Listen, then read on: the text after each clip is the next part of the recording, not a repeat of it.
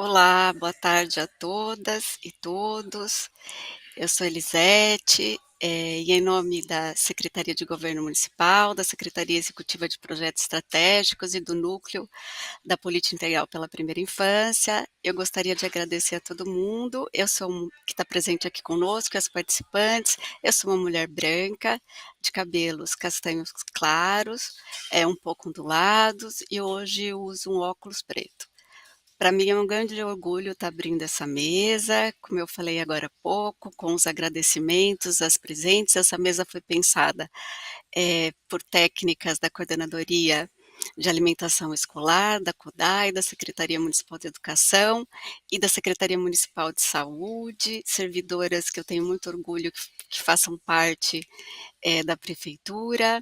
E aproveito também para agradecer o nosso parceiro institucional, o Unicef, sempre apoiando desde da primeira semana municipal da primeira infância, e é com muita honra, frisando bastante essa honra, esse orgulho, por estar abrindo essa mesa, que vai falar sobre amamentação na educação infantil, e com um outro enfoque, já que a amamentação foi tema de outras edições, é um tema recorrente das edições das semanas, mas dessa vez é procurar mostrar um pouco, para quem está nos assistindo agora, ao vivo, mas também pela gravação que ficará, pós outubro, novembro, disponibilizada para todo mundo no canal do YouTube, a importância do trabalho intersetorial para garantir a amamentação, para cada vez mais incorporar as novas necessidades da mulher, se adaptar às novas realidades da nossa sociedade e garantir que essa etapa importante, essa medida importante de segurança alimentar seja realizada e prosseguir com a segurança alimentar na primeira infância. Boa mesa para todos, agradeço a Mônica, passo aqui a bola para a Mônica, que vai ser mediadora, agradeço a doutora Tenê, da Secretaria Municipal de Saúde, e as demais participantes, a Daniela e a Vanessa. Obrigada, boa mesa.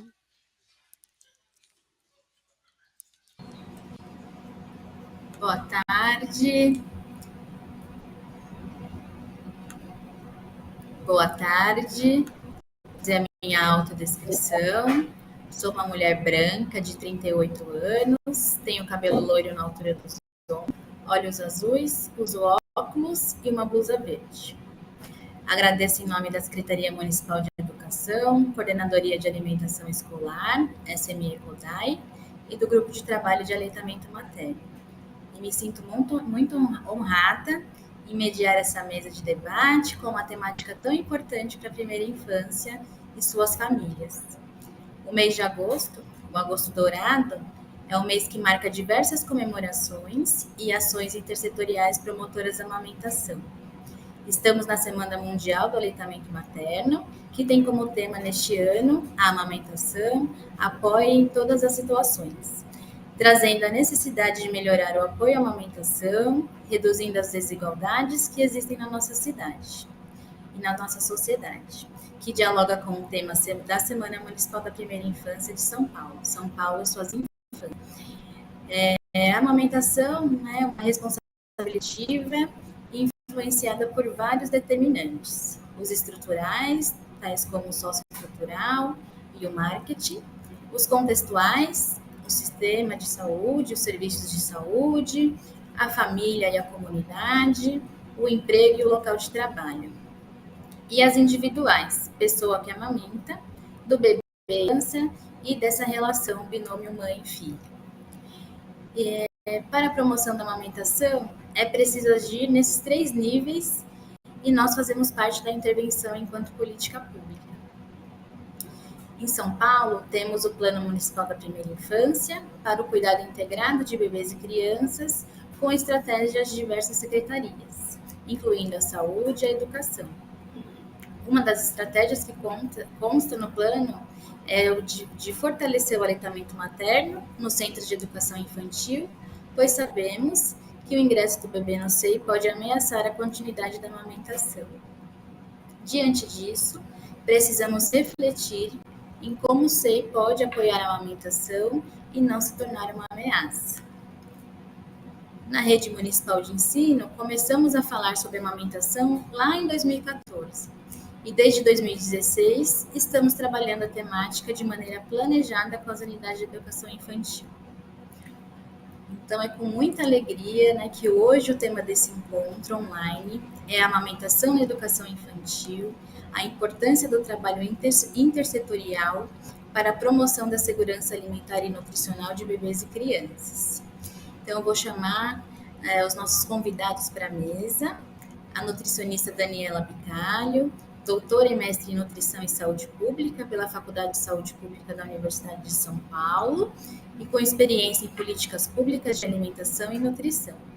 Membro titular do Conselho de Alimentação Escolar da cidade de São Paulo e membro da Comissão de Políticas Públicas do Conselho Regional de Nutricionistas da Terceira Região. A doutora Tenê, de Marco França Mauro, médica pediatra, diretora da Divisão de Ciclos de Vida, responsável pela área técnica de saúde da criança e do adolescente da Secretaria Municipal de Educação. Da Secretaria Municipal de Saúde. E a Vanessa Sanches Rosa, pedagoga, com especialização em MBA em gestão escolar, atuando na área de educação infantil há 24 anos. Diretora do Centro de Educação Infantil há 14 anos.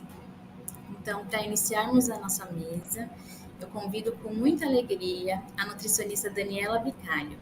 Seja muito bem-vinda, você terá 20 minutos de fala.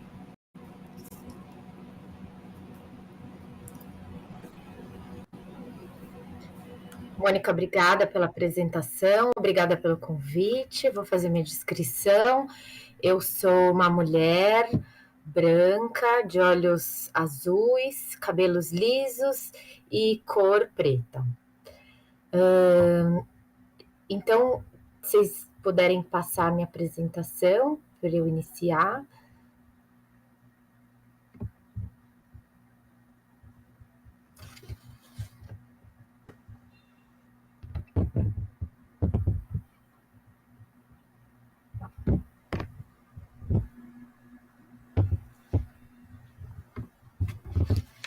Aí entrou. Bom, obrigada. Então, hoje eu vim falar um pouquinho para vocês sobre amamentação na educação infantil, a importância desse trabalho intersetorial na promoção de segurança alimentar e nutricional. Pode passar. Primeiro, eu vou iniciar essa fala falando um pouco sobre o Programa Nacional de Alimentação Escolar, o PNAE.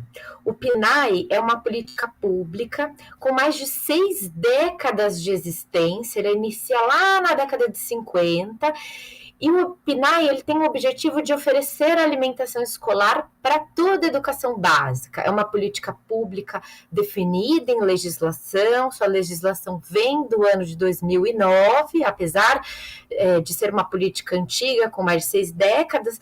Em 2009, a gente tem a publicação da primeira legislação do PNAE, e é uma política pública que ela é referência para todo mundo.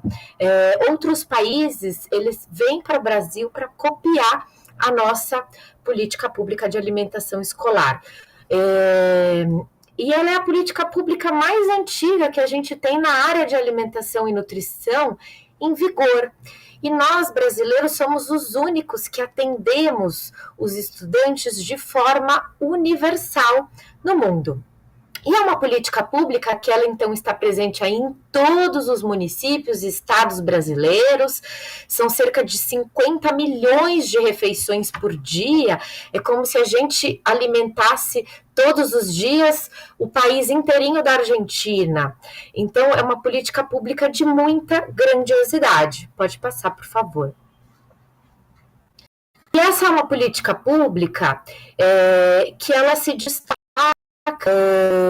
pela questão das suas diretrizes também, porque é uma política pública como eu falei para vocês, definida em legislação, ela define quanto diretriz a questão do emprego da alimentação adequada e saudável, e a gente vai discutir sobre isso durante a minha fala. É uma política pública que é direito do estudante de receber uma alimentação, e essa alimentação ela deve apoiar o desenvolvimento sustentável. Então é uma política pública que ela está relacionada também com compras, pensando nessa questão da sustentabilidade. Essa legislação do PNAE, a Lei 11.947, ela vincula as compras públicas para alimentação escolar com agricultura familiar. Pelo menos 30% dos alimentos devem ser comprados da agricultura familiar para as escolas. É uma política pública também que orienta a participação da comunidade no controle social. Então, o Conselho de Alimentação ele está presente em todos os estados e municípios, atuando de forma super importante nessa política pública. Como eu falei para vocês, o atendimento universal e para todos, e é uma política pública que deve favorecer também a educação alimentar e nutricional nas unidades. Pode passar, por favor. E o PNAE é uma política pública de garantia da segurança alimentar e nutricional. Ele é um dos eixos de política pública específica de segurança alimentar e nutricional no nosso país, e ela contribui para o combate da fome e da miséria. Ou seja, o PNAE ele exerce então aí um papel de proteção social para esses estudantes. Dentre as diversas políticas públicas que a gente tem de segurança alimentar e nutricional, na alimentação escolar é o PNAE que se destaca, contribuindo então para a redução da fome, contribuindo para o crescimento e desenvolvimento biopsicossocial desses estudantes, contribui para a aprendizagem, o rendimento escolar e colabora então para a formação de práticas alimentares saudáveis. Pode passar, por favor. Porque o PNAE ele é uma política pública que favorece uma alimentação adequada e saudável.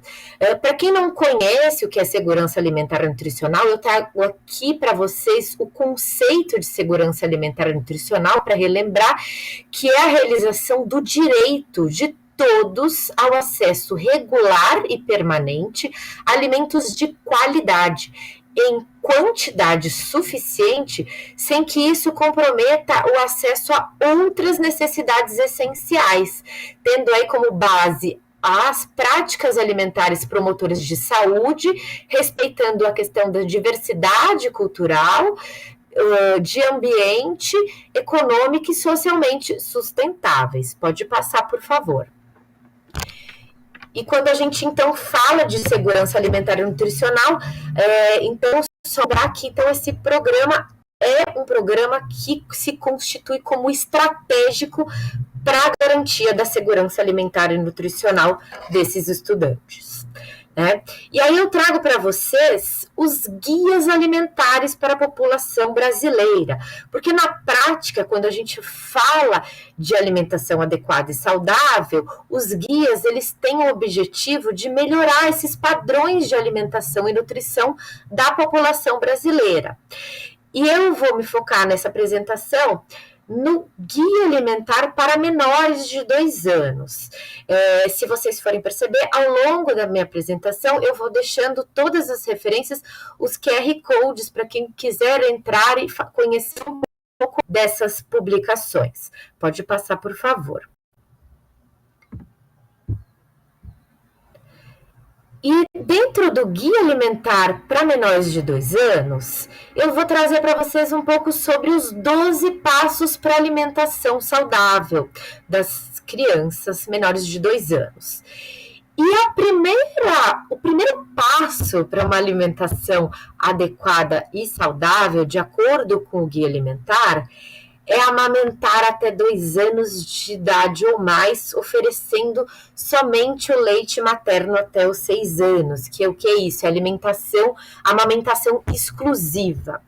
Então, aqui, como a gente está tratando aí os primeiros anos de vida para a criança, vale destacar que eles são fundamentais para o desenvolvimento dessa criança ao longo da sua vida toda. Né? Então, essa alimentação, ela vai aí garantir uma alimentação adequada e saudável, a base para uma criança saudável para uma vida toda. Um outro passo desses 12 que eu quero falar para vocês é o segundo passo, que ele fortalece sobre oferecer alimentos in natura e minimamente processados, que são frutas, verduras, legumes, arroz, feijão, carnes, além do leite materno a partir dos 6 meses, que é o quê? Quando aquela criança começa essa alimentação a partir dos 6 meses, para além do leite materno, alimento, deve ser baseada em alimentos in natura e minimamente processados. E também trago o quarto passo para a alimentação saudável de crianças menores de 2 anos, a questão dessa alimentação, que deve ser uma consistência amassada, além do leite materno. Vejam que o guia, pode passar, por favor, ele sempre está retomando essa questão do aleitamento materno. O aleitamento materno, ele não deve parar de ser oferecido depois que a criança começa a comer os alimentos sólidos, né? Então, assim, dentre os outros passos que a gente deve estar atento, o cuidado desses alimentos ultraprocessados que não devem ser oferecidos para as crianças, de não oferecer açúcar de nenhum tipo, né, para essas crianças até os 2 anos de idade. Pode passar, por favor. E aí a gente vem aí para os últimos passos da alimentação saudável, para a gente respeitar esses sinais de fome, saciedade da criança, né? Oferecer sempre para uma criança uma alimentação adequada e saudável e proteger a criança da publicidade de alimentos. Pode passar, por favor.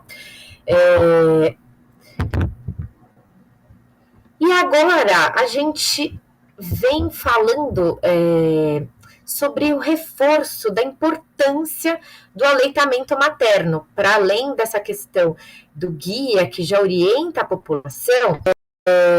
Eu queria lembrar vocês que o aleitamento materno, ele é mais do que um benefício para esse bebê e para a mãe. Ele é um direito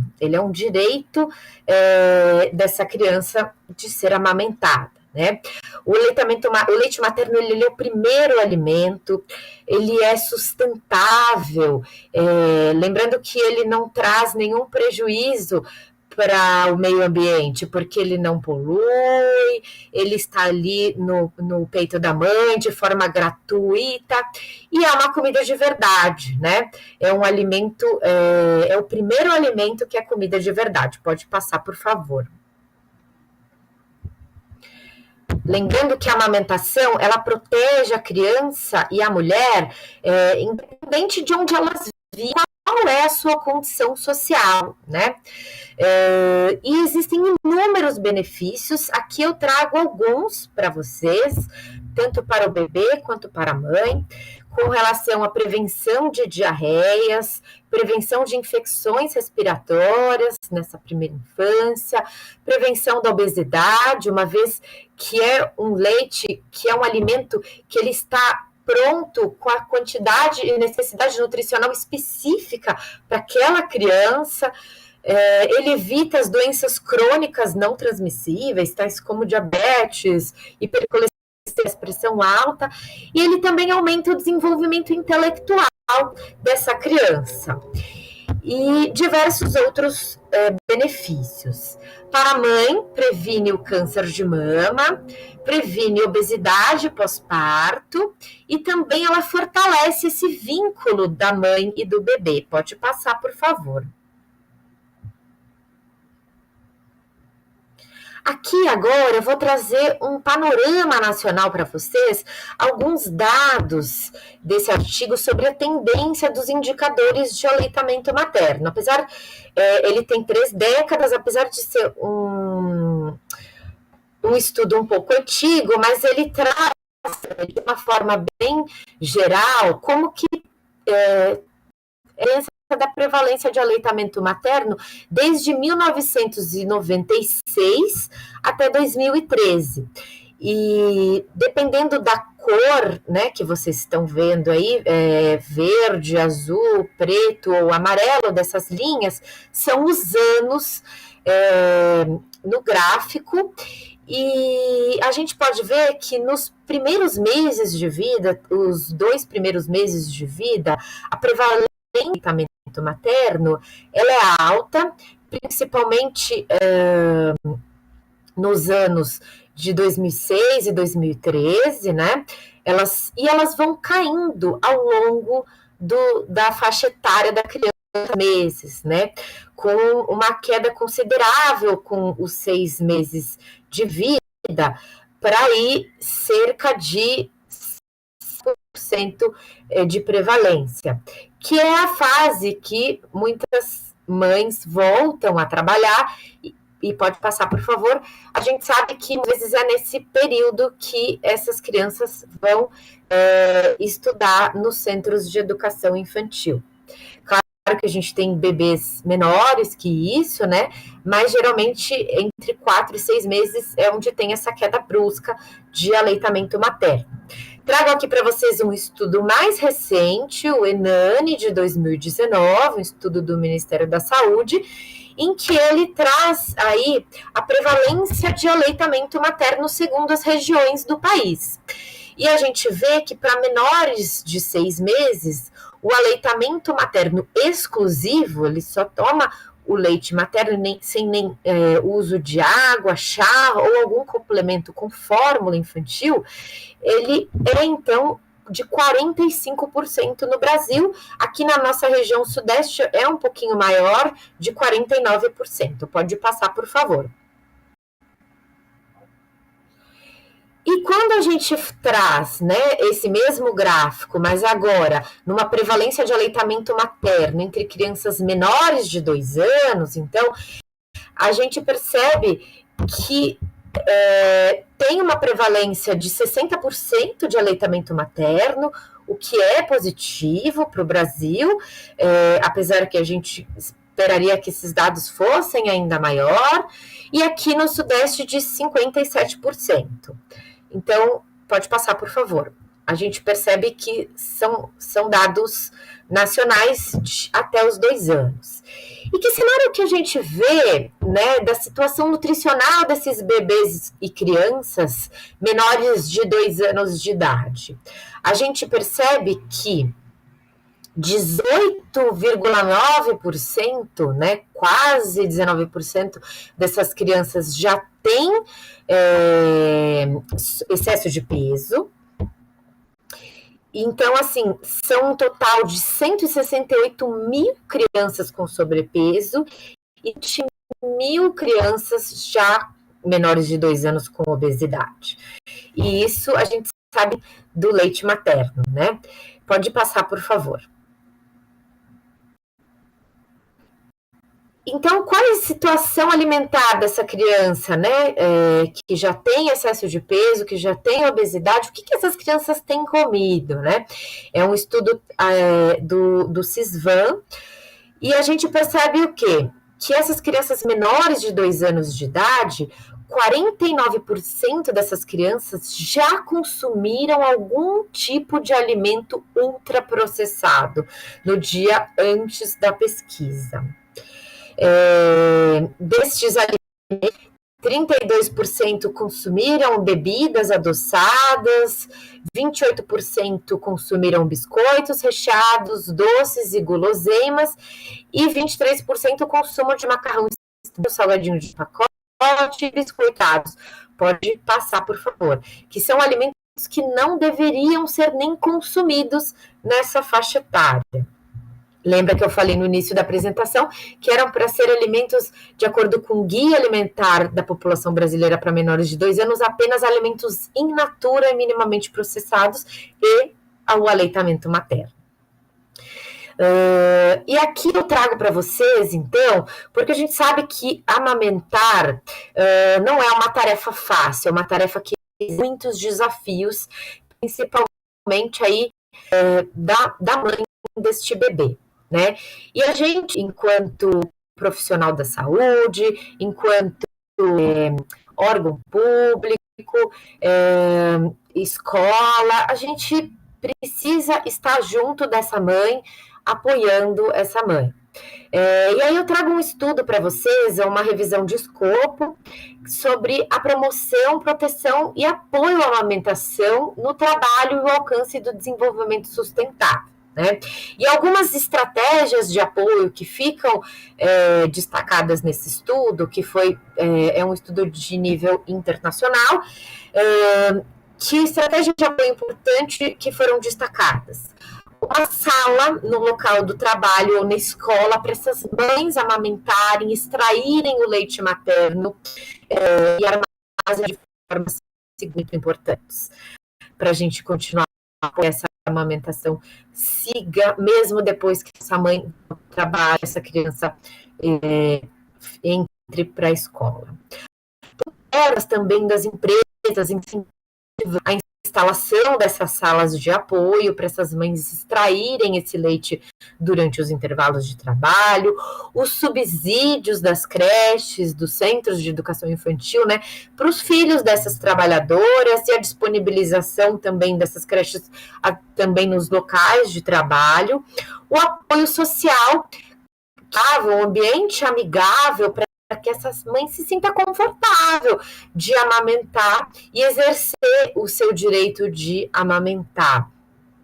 E também ações educativas, para que essa saiba a importância de manter essa amamentação. Pode passar, por favor.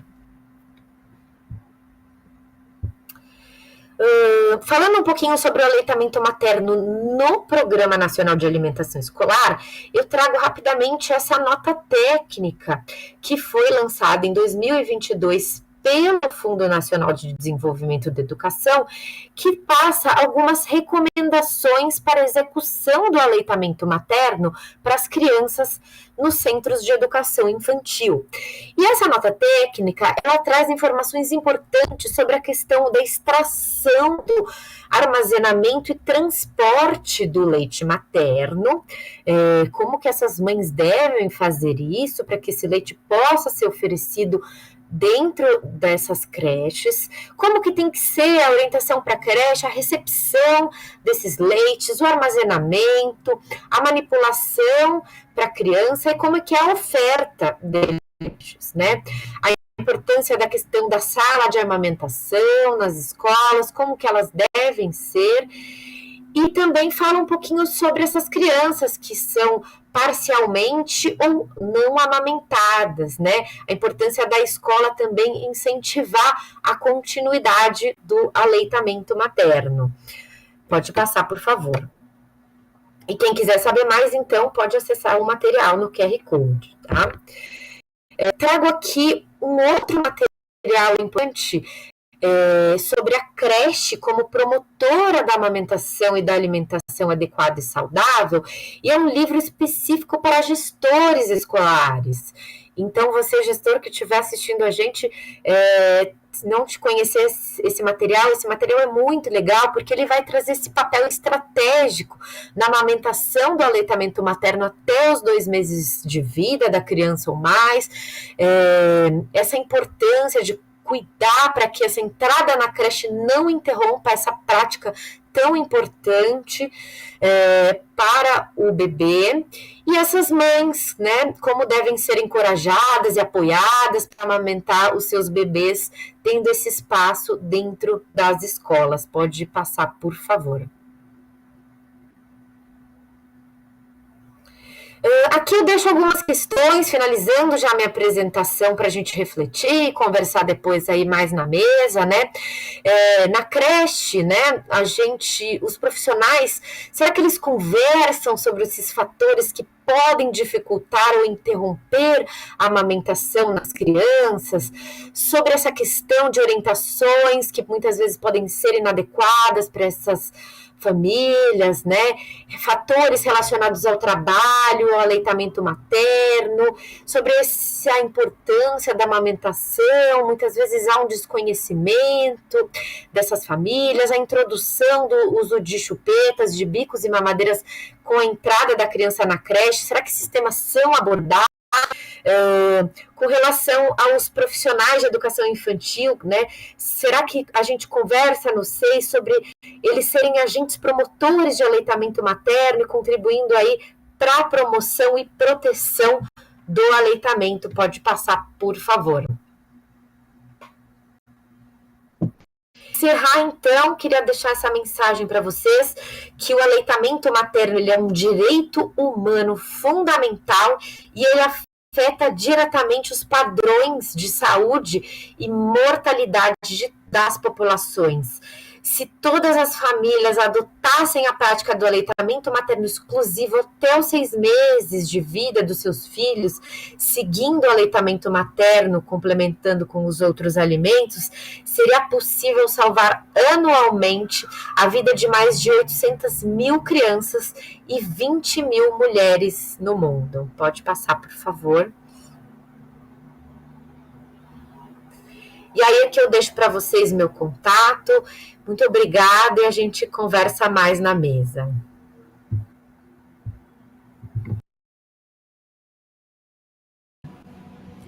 Obrigada, Daniela.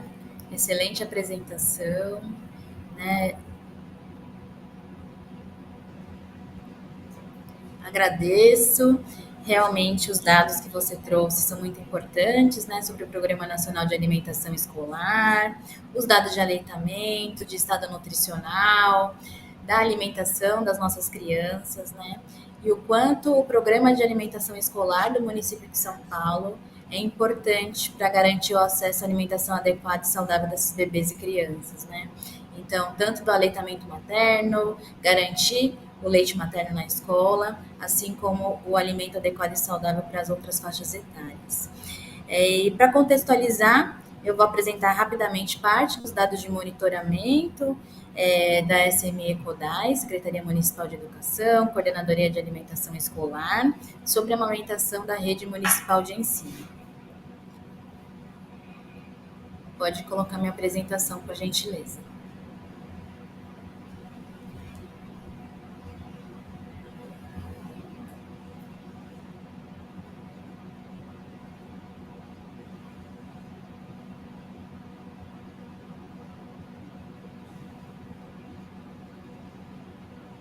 Então, nós fazemos um monitoramento anual, pode passar, por favor, para entender, né, como que o aleitamento se constitui nas unidades educacionais. Então, para contextualizar, nós temos, então, 2.556 centros de educação infantil no município de São Paulo, 32 CMEs, que são Centros Municipais de Educação Infantil, 3 CCIs, os Centros de Educação e Cultura Indígena, e 2 CCIs, que são os Centros de Convivência Infantil, totalizando, então, 2.600 unidades de educação infantil, que contemplam as crianças de 0 a 3 anos e 11 meses, com aproximadamente 350 mil bebês e crianças matriculadas em CEIs, e quase 40 mil bebês menores de 1 ano de idade. Esses dados são recentes, né, de abril desse ano, para a gente entender um pouco como que estão essas crianças nas nossas unidades. Pode passar, por favor. Então, anualmente, nós temos um formulário online com diversas perguntas sobre o aleitamento materno no SEIs. Para esse ano, o formulário ficou disponível de 17 de maio a 7 de junho. E as unidades respondem o formulário de forma voluntária. Nesse ano, tivemos uma adesão de 1.776 e foi a maior adesão desde quando nós começamos a monitorar esses dados, né, atingindo 68% das unidades de educação infantil aqui do nosso município. Pode passar, por favor.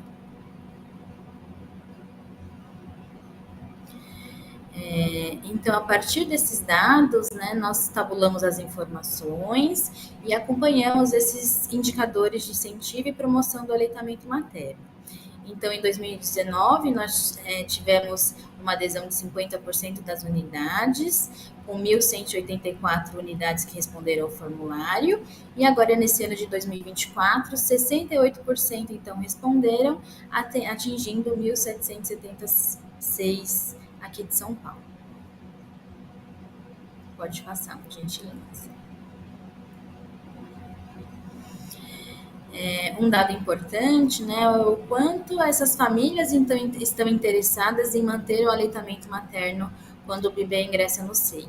Então, em 2019, nós tínhamos ali 36% das famílias que manifestavam ali no momento da matrícula uma preocupação ou desejo de continuar amamentando. E aí, agora em 2024, nós temos 67% de famílias interessadas em continuar a amamentação. Lembrando que tivemos uma leve queda do ano passado para cá, né? Mas também tivemos um aumento no número de respostas das unidades. Pode passar, por gentileza. E aqui nós temos algumas situações relatadas pelas famílias quando não é possível a continuidade do aleitamento materno. Então, algo que a Daniela trouxe na fala, do quão é difícil conciliar a amamentação e o retorno ao trabalho. Então, 60% das unidades que responderam ao formulário, né, trazem essa dificuldade como algo bem importante. O início de uso de fórmula infantil, então 46%. Dificuldade da mãe se deslocar até o seio para amamentar, 43%. Mães que não desejam continuar a amamentação, 38%. Então, olha a importância da conscientização, né, famílias. Quantidade de leite insuficiente. Então, no momento que esse bebê, né, se separa da pessoa que amamenta, realmente fica difícil também manter ali a produção de leite. É importante a gente olhar para isso também. Então, 26% das unidades relataram quantidade insuficiente de leite. Dificuldade em realizar a ordenha do leite também 24%, né, dessas pessoas que amamentam. E aí depois em porcentagens menores, né, de 4 a 6%, o desconhecimento sobre a possibilidade de manter o aleitamento após a matrícula, o desconhecimento dos procedimentos para a ordenha do leite materno e o desconhecimento sobre os benefícios do aleitamento materno. Pode passar, por gentileza. Pensando nas mães ali na unidade para amamentar, né? Então, quantas estão frequentando a unidade para amamentar ali na própria unidade? Então, em 2019, nós tínhamos 42% dessas pessoas que gostariam de amamentar e estão presentes ali no SEI, né? E nesse ano, ali, 66% das unidades relataram a presença das mães no SEI para amamentar. Pode passar, por gentileza. Desses 66% em 2024, ao menos uma mãe em 24% das unidades estava presente no SEI amamentando. 61% das unidades relataram de 2 a 4 mães presentes no SEI para amamentar e 15% disseram que tinham mais de 5 mães amamentando dentro da unidade. Esses dados também estão crescentes aí no decorrer dos anos. Pode passar, por gentileza. Quando a gente pensa no leite congelado, então 13% dos SEIs em 2019 recebiam leite congelado para ofertar para esses bebês e crianças, e nós tivemos um aumento aí para 42% agora em 2024. Então, se a gente correlacionar os dados das dificuldades, né, então, para ordenha, para manter a produção de leite, então, se a gente pensar nessa porcentagem também aqui do leite congelado, a gente pode também melhorar com orientação adequada para essas famílias, né, e apoio. Pode passar, por gentileza. Então, em 2024, né, dos 42% de unidades que receberam leite congelado para ofertar para o bebê e a criança, então 59% receberam esse leite de apenas uma mãe, 38% de 2 a 4 mães e 3% recebeu leite congelado de mais de 5 mães. Pode passar, por gentileza.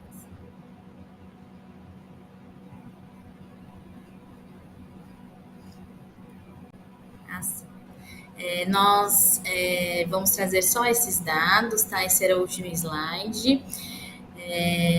E agora, para continuar, para enriquecer a nossa mesa, eu vou convidar a doutora Tenê para dialogar sobre as ações, projetos e serviços da Secretaria Municipal de Saúde do aleitamento materno aqui no município de São Paulo. Seja muito bem-vinda, doutora Tenê, é uma alegria tê-la conosco, um prazer imenso. Boa tarde às pessoas que declarar. Deixa eu ver. Eu sou uma mulher de meia idade, estou com o cabelo avermelhado, uso óculos, estou usando uma blusinha preta e estou muito feliz hoje aqui de poder conversar com pessoas maravilhosas, né, que já falaram, ainda vai ter uma que vai falar depois de mim, né? E que essa oportunidade de contar um pouquinho o que a saúde faz e conversar um pouquinho sobre o aleitamento materno aqui na nossa cidade. Fica difícil, eu estou falando aqui de um lugar que eu ocupo, né, que é essa responsável pela Clínica de Saúde da Criança e do Adolescente aqui da Secretaria Municipal da Saúde, sou médica pediatra, mas também é difícil a gente separar, né, da minha posição enquanto moradora da cidade, cidadã, mulher, mãe, avó e pediatra. A gente não separa muito esses papéis, fica muito difícil a gente descompartimentalizar. Como já foi falado, a Daniela falou muito bem, mas eu vou reforçar. Amamentar é um direito da mãe, da pessoa que amamenta, mas também é um direito da criança ser amamentada. E para que isso aconteça, todos nós temos responsabilidades nessa ação. Todos nós temos que promover e proteger o aleitamento materno. Então, as pessoas que estão intimamente ligadas à criança, os familiares, os profissionais da saúde, da educação, o Estado e os empregadores, todos nós temos responsabilidades nesse cuidado. Vou fazer algumas considerações aqui que podem ser repetitivas, mas eu também não poderia deixar de falar. O ambiente familiar é o primeiro ambiente que essa criança tem contato e ele tem que ser um ambiente facilitador à vida. Ele tem que ser seguro, acolhedor, ele tem que prover uma nutrição adequada, uma alimentação adequada, ele tem que ser um ambiente afetivo, porque esses são os pilares para o desenvolvimento integral dessa criança. Entre outros, né? A gente vai dar aprendizagem adequada, precoce, o ambiente seguro e protegido, mas nós estamos falando aqui de que só a saúde não dá conta. Então, nós temos que trabalhar com todos os atores envolvidos nesse processo. e que os primeiros anos de vida, eles são importantes para a formação de hábitos nutricionais alimentares saudáveis. E que o acesso à informação adequada, ele fortalece a autonomia das famílias e dos cuidadores. E que aleitamento materno é um ato cultural que envolve relações, hábitos e formas de transmissão de conhecimento. E que na nossa cidade existem realidades muito diferentes. E que nós temos que olhar para tudo isso quando a gente protege e apoia o aleitamento materno. Eu estou olhando para cima, só vou explicar um pouquinho, porque eu tive um problema com a câmera, então eu estou aqui me olhando assim meio para o alto, tá? Mas é nesse sentido, viu, gente? Bom, dos benefícios do aleitamento materno, a Daniela já falou, mas eu vou reforçar. Então, para a mulher, ele ajuda na prevenção do câncer de mama, do câncer de útero, do câncer de ovário, ajuda na prevenção de doenças crônicas não transmissíveis, como a diabetes tipo 2, e ajuda na depressão pós-parto. Para a criança, o bebê, quando nasce, ele não tem imunidade suficiente, viu, gente? Então, ele precisa dos anticorpos que são transmitidos por meio do leite materno. E depois ele vai constituir a sua imunidade por meio das vacinas que ele vai tomar, tá? Mas o leite materno, ele diminui a incidência de infecções, uma vez que ele favorece a microbiota gastrointestinal, deixa essa microbiota ela mais saudável. Então, essa criança, isso não sou eu que estou falando, tem evidência científica, tá? De que as crianças que estão amamentadas, elas morrem menos. E se elas adoecerem, a doença, ela não é tão grave. E ela diminui a incidência de diarreia, diminui a incidência de doenças infecciosas do trato respiratório inferior e superior, diminui a otite média aguda, diminui a rinite alérgica, a asma, a má oclusão dentária, né? Porque amamentar o bebê que amamenta, ele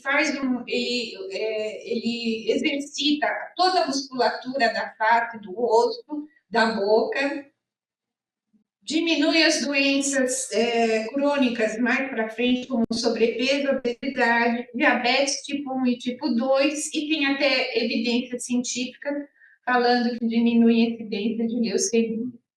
Para além de tudo isso, o leite materno, ele promove a analgesia, porque ele tem uma substância que é a beta-endorfina, no leite materno, que diminui a sensação de dor no recém-nascido. E o bebê que mama no peito, ele recebe vários estímulos que ajudam ele a se desenvolver. Naquela situação, daquela pessoa, daquela mulher que está amamentando com seu bebê, quando a gente olha, a gente vê duas pessoas, mas na verdade se unem numa pessoa só. Então tem uma troca de calor, cheiros, sons, olho no olho, toques, o contato íntimo entre essa mãe e essa criança, e tudo isso fortalece esses vínculos afetivos mãe-bebê. Então, o aleitamento materno, ele só traz benefício tanto para a mãe, para a pessoa que amamenta e para a criança.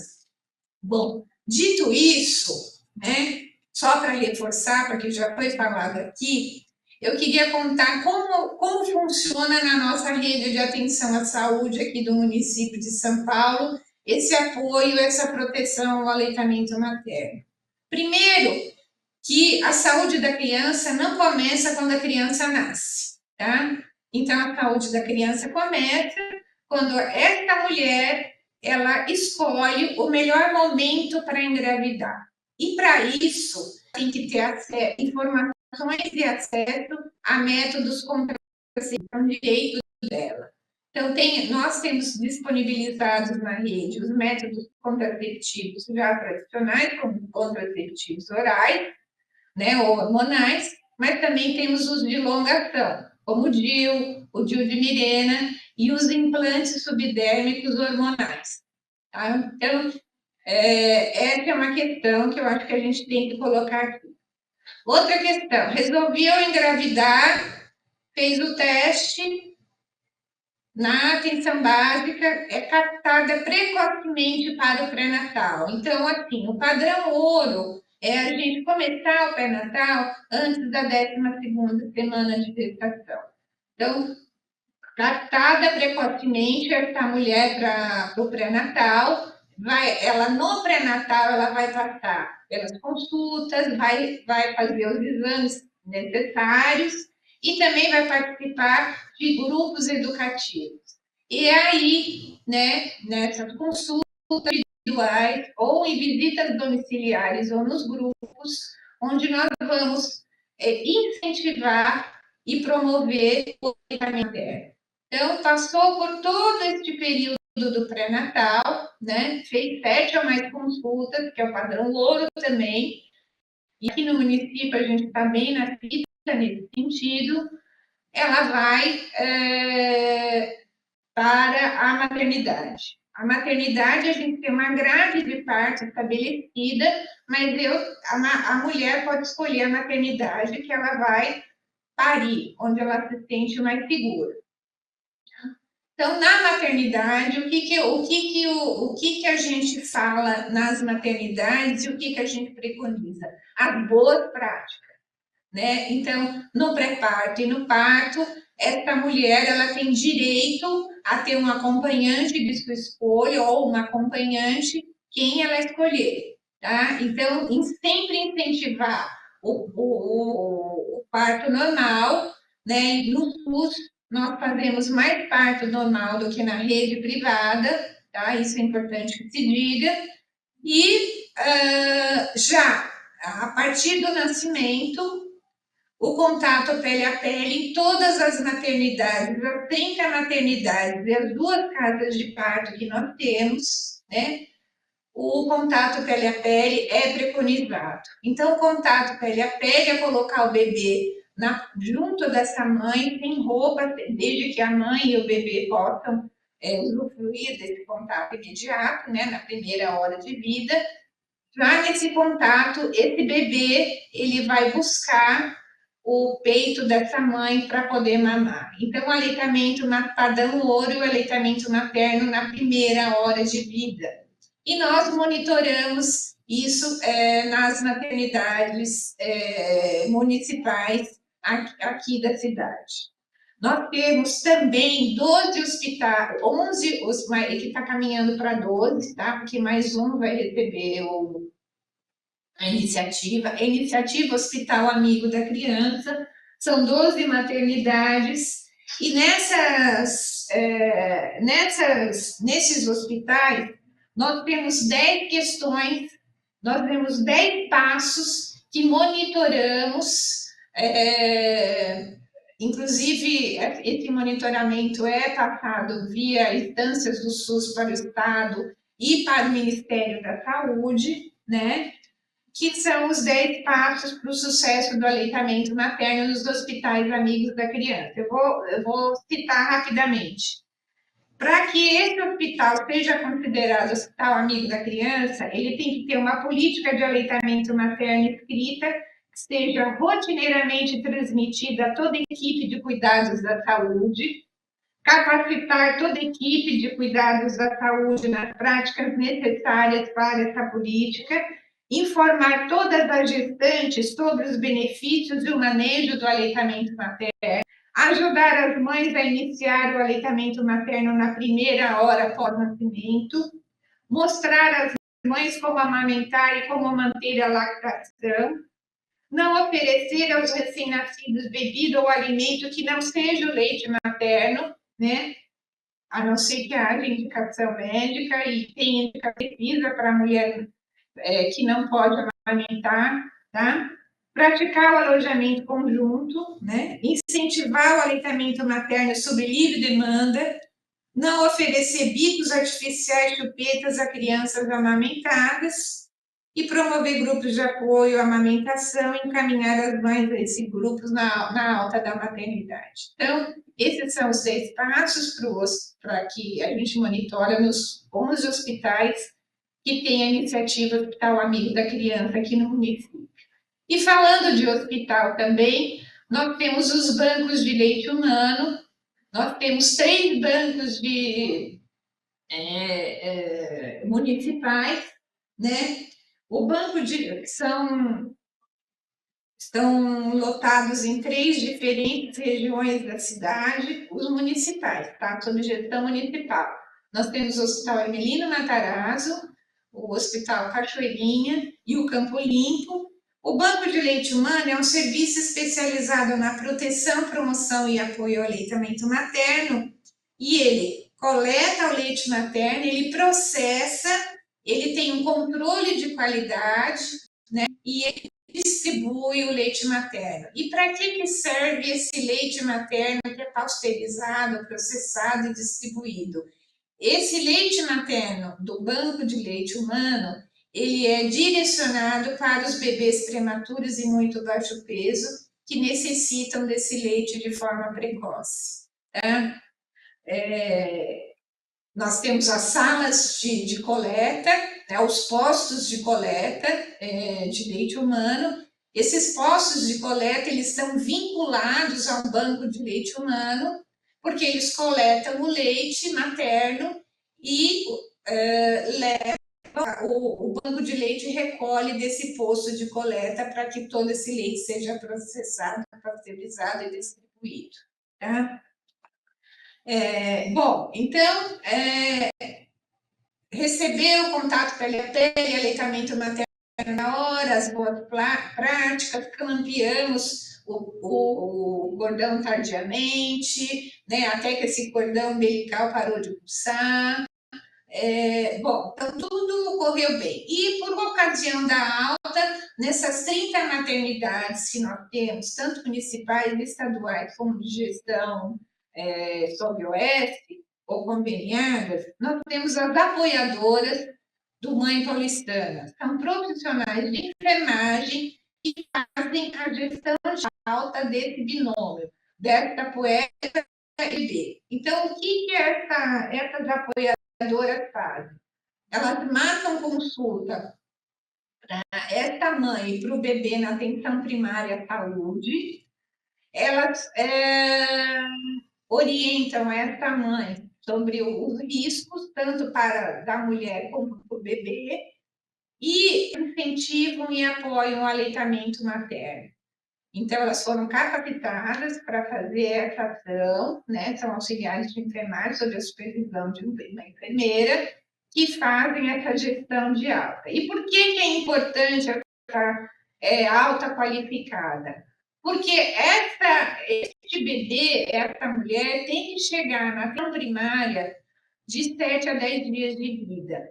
Porque é nessa consulta onde a gente vai verificar como está a questão de saúde do bebê como um todo, mas como está a questão do aleitamento materno, como está essa pega do bebê, como ele está abocanhando a auréola, se é só o bico, a auréola, como está essa pega, se a mãe tem dúvida, se ela está insegura, se essa mulher tem rede de apoio. É nessa consulta que é um padrão muito importante e que a gente monitora aqui, tá? Essa consulta é monitorada, a gente olha toda vez para ver onde estão, se essas crianças estão passando precocemente até 10 dias de vida na atenção primária para que essa família receba toda a orientação, né? E a partir daí, essa mãe, ela vai se beneficiar nos grupos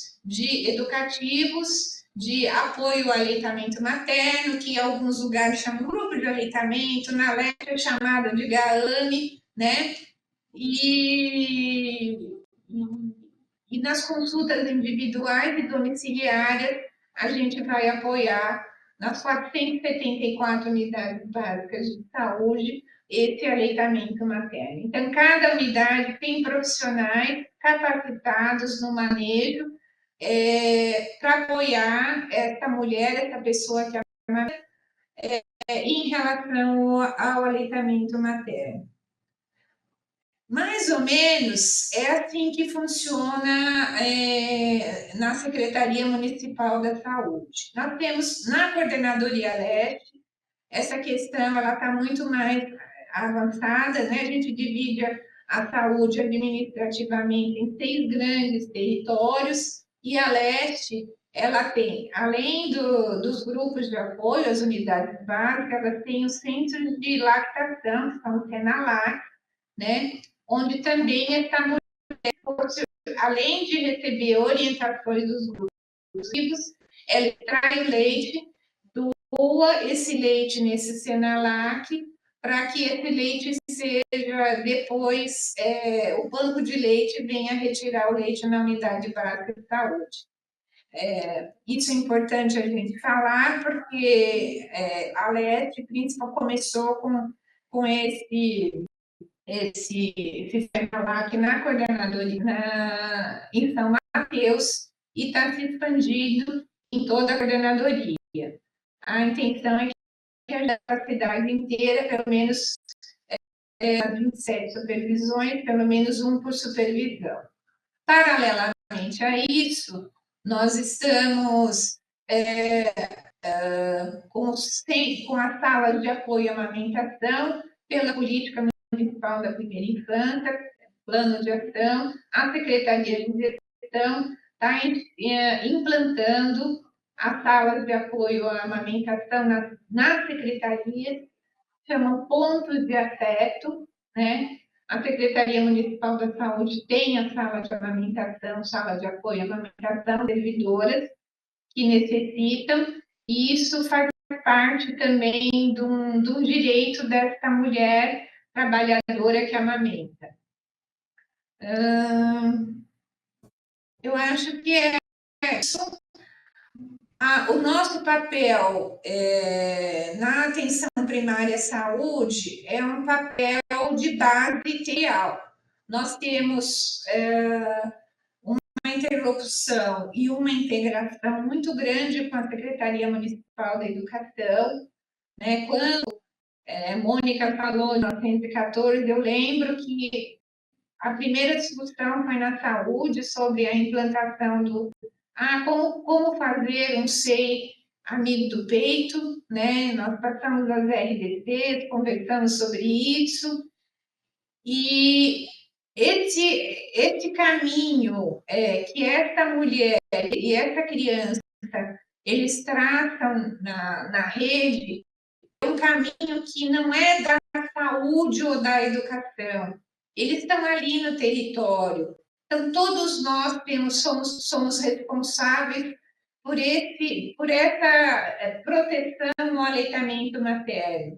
Então, informar um profissional, capacitar o profissional, a gente não fala mais capacitar, mas promover uma educação permanente desse profissional da saúde, para que ele dê informações adequadas e consiga trabalhar esse manejo, né, com essa família, é importante. Então, faz parte do planejamento de cursos, né, da saúde, capacitar tanto os profissionais das maternidades quanto os profissionais da atenção primária à saúde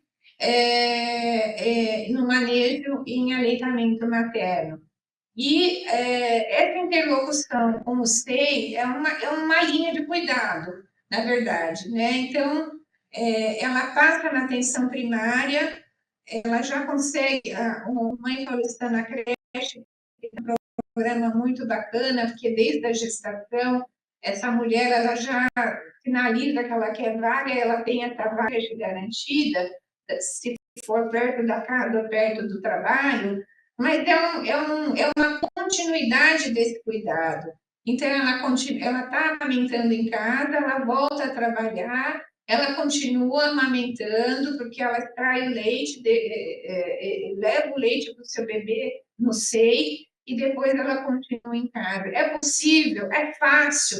Não, não é. Mas a gente tem que apoiar. E é nosso papel, enquanto sala de educação, tá ali próximo, tirando todas as inseguranças e fornecendo informações adequadas a essa família. Então é isso.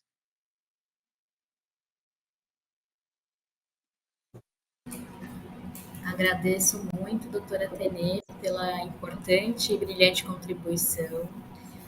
Realmente é muito enriquecedor, né? Quem está assistindo saber quais são as ações da Secretaria Municipal de Educação, quais são as ações da Secretaria de Saúde, para a gente poder olhar de uma forma mais global para esse cuidado infantil. Eu vou abrir para perguntas depois, né? Porque a gente tem a última fala da Vanessa. Seja bem-vinda, Vanessa. Agradeço a sua participação. Você vai ter 20. Boa tarde a todos. Vou iniciar a minha fala, fazendo a autodescrição. Eu sou uma mulher branca, de 44 anos. Eu tenho os cabelos médios, tingidos de loiros, meus são castanhos. Eu estou vestindo uma camisa preta e um colete azul marinho, que faz parte do uniforme. Primeiramente, eu quero agradecer ao convite das nutricionistas da Coordenadoria de Alimentação Escolar, que também compõe o grupo de trabalho em aleitamento materno.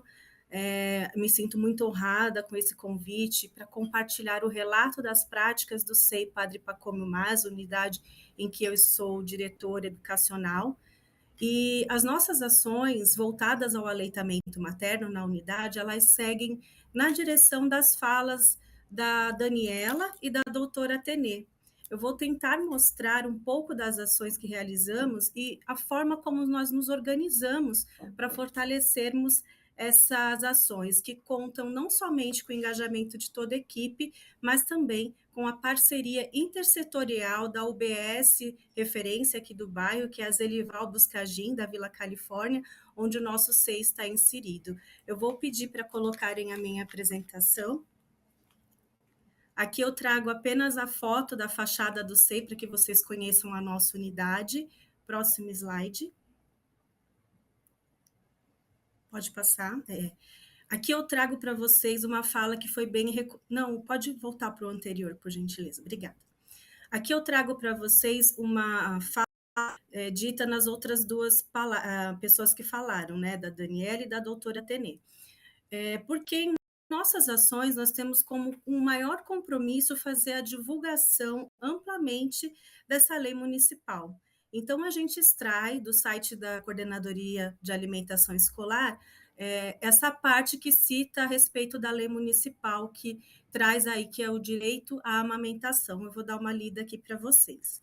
Em primeiro lugar, amamentar é um direito assegurado pela Lei Municipal número 16.161, de 13 de abril de 2015, que diz: todo estabelecimento localizado no município de São Paulo deve permitir o aleitamento materno em seu interior, independentemente da existência de áreas segregadas para tal fim. Sendo assim, proibir ou constranger o ato de amamentação está sujeito a multa em qualquer estabelecimento em nossa unidade. Então, faz parte das nossas ações divulgar essa lei, e ali ao lado eu trago uma imagem que foi um registro de um momento de amamentação em um dos nossos espaços que foram organizados intencionalmente para que as mães amamentem, porém, lá na nossa creche também é possível que as mães escolham o melhor local para fazer desse momento, um momento que elas se sintam mais à vontade. Então, elas tanto podem usar a entrada do SEI, que conta ali com bancos próximos à árvore, plantas, que é um ambiente bem gostoso e agradável para esse ato, quanto elas podem optar a área interna do SEI. Temos a secretaria, que também dispõe de um ambiente que é possível realizar essa amamentação, a sala da diretora, e da coordenadora, que conta com uma poltrona também, assim como elas também podem optar por usarem a sala de referência do berçário. Então, a gente, além de deixar um espaço intencionalmente organizado, a gente também deixa isso para elas logo no ato da matrícula, bem esclarecido que o SEI está apto a acolhê-las onde elas acharem melhor, em qual ambiente ela achar melhor para alimentar os seus bebês com esse alimento que vale ouro, né? Outra questão que a gente também já trata nesse início é que não temos um horário específico para elas irem ao SEI amamentar. Nós trabalhamos de acordo com a disponibilidade de cada mãe. Se a mãe puder apenas uma vez no SEI amamentar, ela irá, mas se ela tiver disponibilidade de ir mais vezes, estaremos com as nossas portas abertas para recebê-las, atendendo aí a disponibilidade de cada mãe. Próximo slide, por favor. Em nossa unidade, a gente inicia já as ações logo no ato da matrícula, né? Então, incentivar o aleitamento materno, ele requer sempre um acolhimento de qualidade. Então, para isso, nós não abrimos mão da presença de uma professora, de preferência a professora que vai estar ali no agrupamento onde esse bebê vai ser matriculado, né? Aqui nessa imagem da secretaria, vocês podem ver que temos auxiliar administrativo, que também acompanha esse processo por conta do sistema EO, onde é efetivada a matrícula da criança e do bebê, a professora e a mãe com uma mamadeira, né, oferecendo, infelizmente, dentro dessa mamadeira tinha uma fórmula, e a gente aproveita esse momento de matrícula, porque é importante a gente tirar ali da família o contato com o histórico de vida desse bebê. Como foi a gestação, como que essa mãe, né, aconteceu o parto desse bebê, se essa mãe, ela iniciou um aleitamento materno, se interrompeu, qual foi o motivo, teve uma questão mais séria, ou foi realmente por alguma dificuldade que ela encontrou. E traçamos ali, na verdade, estratégias para tentar atender esse bebê e essa mãe da melhor forma possível. E aqui, nesse caso, eu trago para vocês a imagem ao informando que a gente conseguiu fazer uma reversão do uso da fórmula e do bico artificial para o retorno ao aleitamento materno. Já dá para ver a bebê nessa outra imagem um pouquinho maior, né? Já passaram-se alguns meses e a gente conseguiu fazer essa reversão. Para muitos, isso pode parecer até pouco, uma unidade que atende 64 bebês, conseguir apenas uma reversão. Mas para nós, que acreditamos na foi uma conquista que nos trouxe a sensação de que nosso trabalho está na direção correta. Próximo slide, por favor. Na verdade, nós recebemos um público que traz uma diversidade de famílias, né? E com isso também nos deparamos com muita desigualdade. Dentre elas, a falta de informação adequada a respeito dos direitos do bebê e da nutriz em relação ao aleitamento materno. Então, assim como aconteceu com o caso da imagem anterior, muitas mães ainda acreditam que para ingressar no SEI é preciso ela realizar o desmame e inserir uma fórmula. Infelizmente, ainda tem mães que não possuem a informação correta a respeito de que nós somos um ambiente que acolhe e apoia o aleitamento materno, né? E aí é onde entra o nosso papel de oferecer essa informação adequada, o nosso papel de sensibilizar essa mãe, encorajando a dar continuidade ao aleitamento materno, seja se dispondo a ir até o SEI para amamentar, ou entregamos, recebendo, né, ela enviando para nós o leite extraído para ofertarmos ao bebê. Então, nós utilizamos fortemente o recurso desse informativo técnico da SME, que foi atualizado agora em fevereiro de 2024. Ele é entregue para todas as mães no ato da matrícula, um documento que explica com riqueza de detalhes a forma correta do nosso procedimento, desde as vantagens do aleitamento materno, que os nossos SEIs, eles são espaços, ambientes, né, promotores dessa amamentação, e também como corretamente a retirada desse leite e como que ela vai armazenar, como que ela vai transportar. Próximo slide, por favor. Aqui a gente ainda trouxe né, mais imagens a respeito do informativo técnico, e ali, como eu disse, ele é um documento muito rico em detalhes para explicar.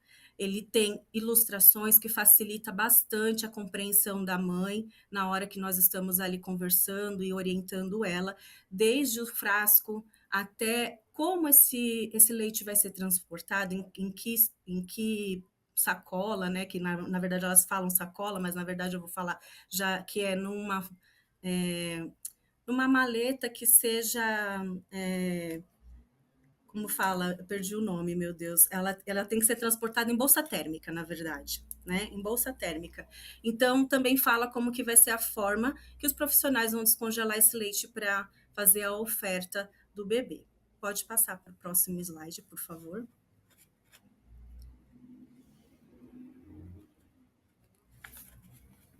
Próximo. Sabemos que muitas mães deixam o filho no SEI e vão se deslocar para distante para poderem chegar até os seus trabalhos, né? Sendo assim, esse informativo técnico ele é para nós assim, uma base muito poderosa para a gente informar corretamente como que esse leite tem que vir para o SEI. Sempre em frascos de vidro, potes de vidro, a gente até explica que se elas tiverem algum frasco em casa, vidro, elas podem fazer a reutilização, desde que a tampa do pote não seja metálica, tem que ser a plástica e feita a higienização correta desse recipiente antes de colocar o leite materno para congelar. Ela tem que trazer esse leite devidamente identificado com o nome da mãe, o nome do bebê, a data da extração do leite. A gente frisa muito isso porque muitas confundem com a data que elas estão entregando o leite na unidade. E a gente frisa que a data correta é a data que ela fez a ordenha e congelou esse leite. Esse leite deve vir para a gente bem congeladinho, dentro da bolsa térmica, para que a gente possa fazer o armazenamento dele correto. Também orientamos que após o congelamento, esse leite tem validade de 15 dias. Após isso, ela precisa descartar se não fizer o uso. Próximo slide. E para completar as ações que temos dentro da unidade, a gente também trabalha com a formação de toda a equipe, incluindo professoras, a equipe do lactário, a equipe de cozinha, a equipe de apoio também. Elas passam por processo de formações dentro da unidade. E eu trouxe aqui um registro de um desses momentos que, além da gente refletir nessa documentação dos informativos técnicos da CODAI, deixar ele sempre à disposição dos funcionários com as suas atualizações, mantê-los informados dessas atualizações, também precisa refletir em relação às práticas com as nossas crianças dentro da unidade. Então, nessa formação em especial, nós refletimos acerca dessas ações, essas práticas com os bebês e as crianças. Então, elas precisam ser fiéis ao que a gente orienta as famílias, né? E ao que a gente diz através da documentação que é o correto. Então, retiramos de todo o nosso acervo de material pedagógico qualquer bico, mamadeira, qualquer brinquedo, utensílio que se remeta ao uso de mamadeira, ao uso de bico artificial. Então, esse tipo de brinquedo não tem mais na nossa unidade, ele foi retirado dos kits de bonecas, pois se nós usamos, né, o copo para ofertar esse leite, nós também precisamos fazer os trabalhos com os nossos bebês e as nossas crianças com a retirada desse tipo de utensílio dos brinquedos também. Então, eu falo muito que ser exemplo é a melhor forma de ensinar, né? Podemos passar para o próximo. Contamos também com a parceria, né, muito eficaz das nutricionistas da rede. Sempre que precisamos, elas estão prontas para nos apoiar. Eu falo, as nutricionistas da rede são as da Coordenadoria de Alimentação Escolar, né, para as reflexões sobre a temática, mas também a gente conta com uma nutricionista assessora que orienta as professoras com o uso de recurso de mamas para que elas possam auxiliar as mães que apresentam dificuldades no momento do bebê pegar o mamilo, né? Muitas mães ainda não sabem ajustar essa pega correta, como a doutora Tenê falou, é necessário ter esse apoio, esse acolhimento.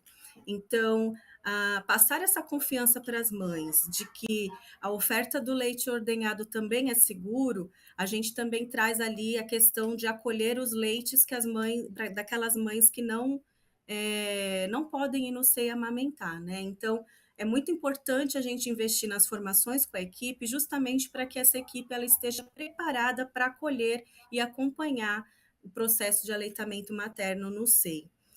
Costumamos também, através da ajuda da nutricionista assessora, levar como sensibilização as informações para essas mães de que o leite materno não é fraco, isso é um mito, né, que circula, infelizmente, de que o leite é fraco. A gente quebra esse paradigma, a gente enfatiza que o leite produzido por cada mãe, ele é feito exclusivamente para o seu bebê, ele supre por 6 meses de vida tudo que o bebê precisa em relação à água, sais minerais, entre outros nutrientes.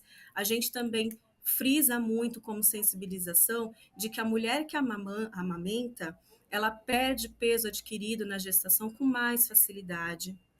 No momento que está amamentando, o útero ele vai contrair, ela vai ter contrações que também vão para que esse órgão retorne ao seu lugar mais rapidamente e principalmente o vínculo que ela vai estabelecer com o seu filho. Isso também já foi dito aqui pela doutora Tenê, mas é importante dizer que faz parte das nossas ações dentro da unidade também, como um artefato de sensibilização para essas famílias. E isso está sendo sempre muito divulgado para que elas não desistam do ato de amamentar. Próximo slide, por favor.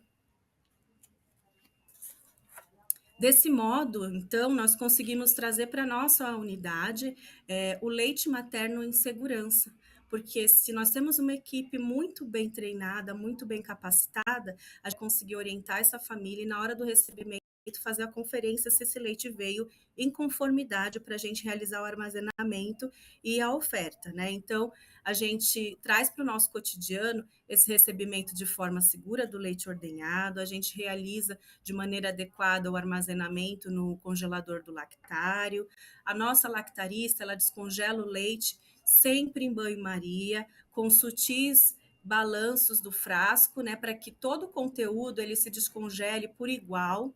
E as nossas professoras, por sua vez, elas ofertam o leite em canecas de inox ou nos copinhos de vidro para os nossos bebês.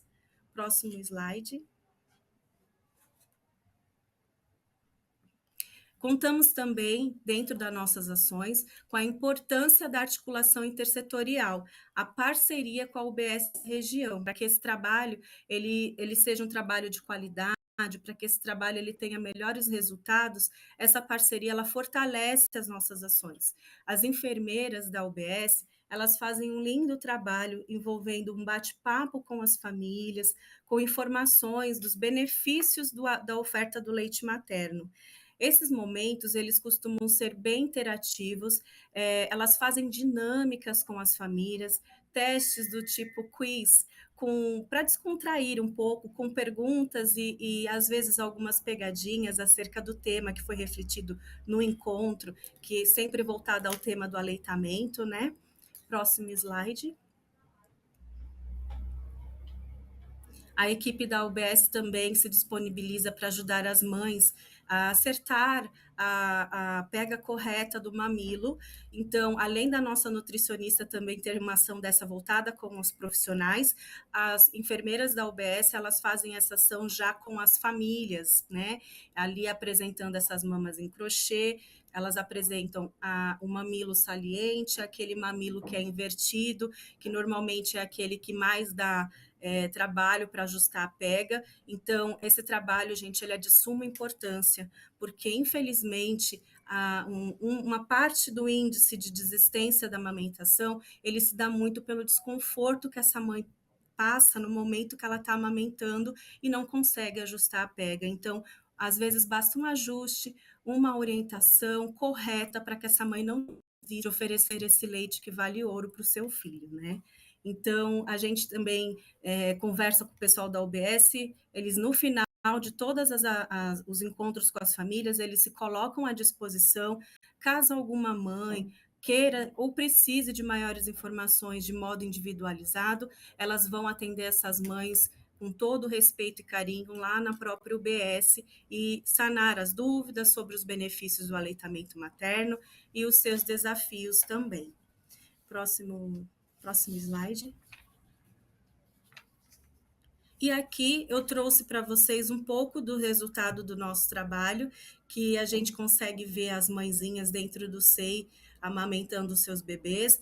Esse trabalho, mesmo na pandemia, ele não teve pausa, apesar, né, de todas as dificuldades, nós conseguimos articular encontros online com as mães, para que no retorno elas pudessem estar fortalecidas e executar o ato de amor e respeito aos seus bebês. Eu espero que eu tenha conseguido passar um pouco daquelas ações que a gente desenvolve no SEI, em respeito, em acolhimento, em acreditar de que esse alimento ele é um alimento potente para a saúde dos nossos bebês. Muito obrigada, minha fala por aqui.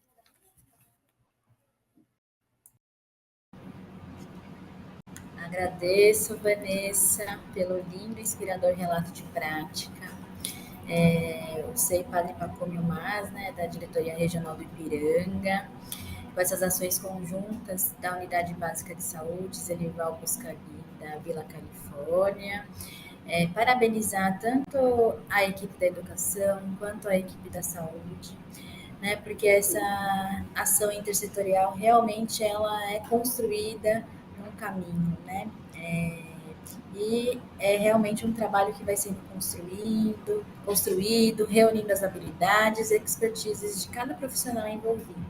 Então, realmente conseguimos ver na prática uma ação intersetorial acontecendo.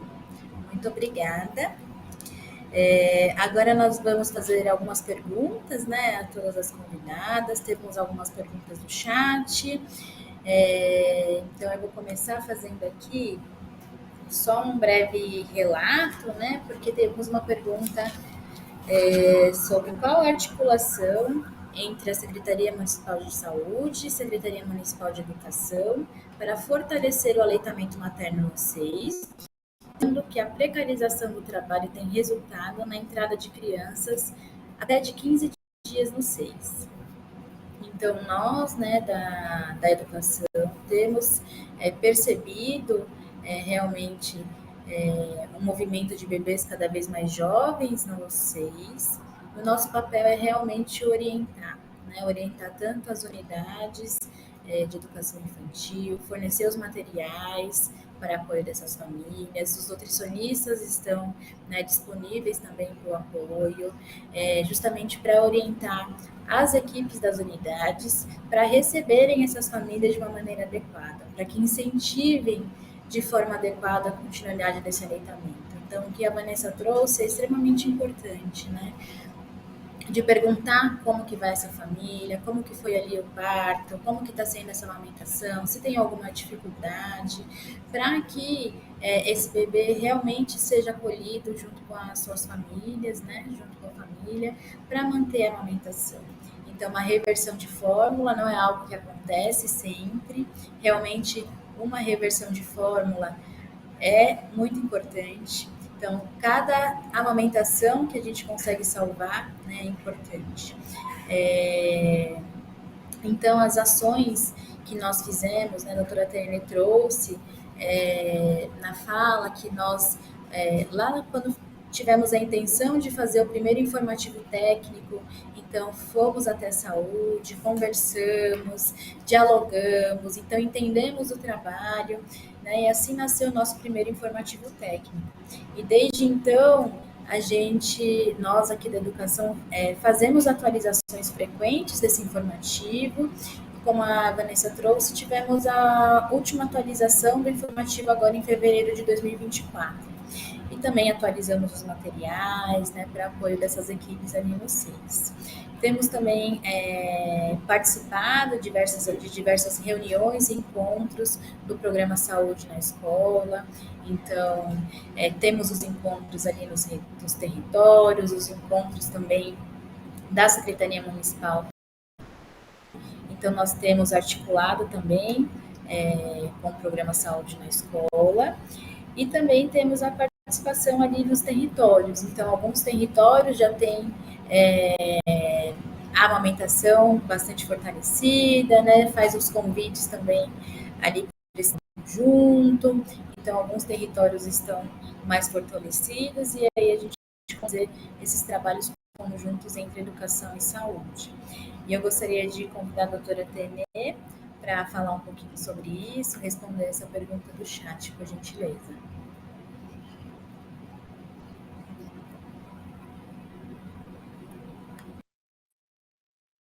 Eu acho que é isso, Mônica, que você falou. É difícil, né, receber uma criança com 15 dias de vida, não sei, dependendo do horário. Agora a creche pode ter horário estendido, ela pode ficar bastante tempo, mas o nosso papel é esse, orientar e apoiar essa mãe, dizendo que quanto mais esse bebê suga, mais em casa, antes de ir para o seio, e à noite, na hora que ela pega, no final da tarde e à noite. E se ela, quanto mais volume ela extrai, mais leite ela vai produzir, né? Então, o nosso papel é esse, é apoiar as dificuldades, porque muitas vezes essas mulheres, muitas vezes nada, só elas têm que voltar a trabalhar, não têm um trabalho formal, não são contratadas por um regime CLT, onde ela tem direito a uma licença maternidade, ou outro regime de trabalho, enfim, mas fica muito difícil. Então, nosso papel é dar informações qualificadas e apoiar e incentivar esse aleitamento materno. É possível ela voltar a trabalhar com 15 dias de vida, deixar o bebê no seio e amamentar? Sim, é possível, né? É possível.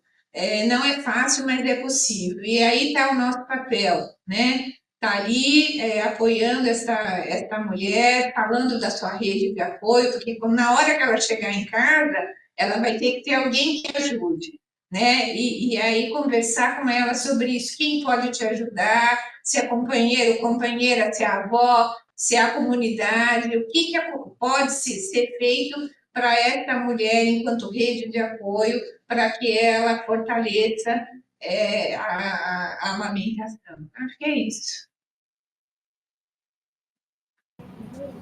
Obrigada, doutora Tenê.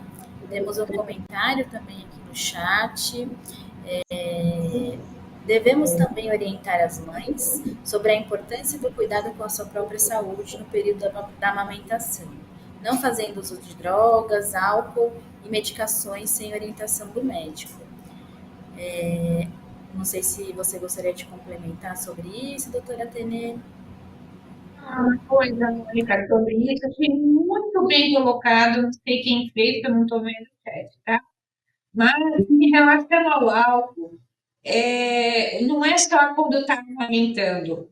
E não se deve usar álcool na gestação, tá? E não é nem um bolinho, uma cervejinha, um vinho, enfim, sei lá o quê.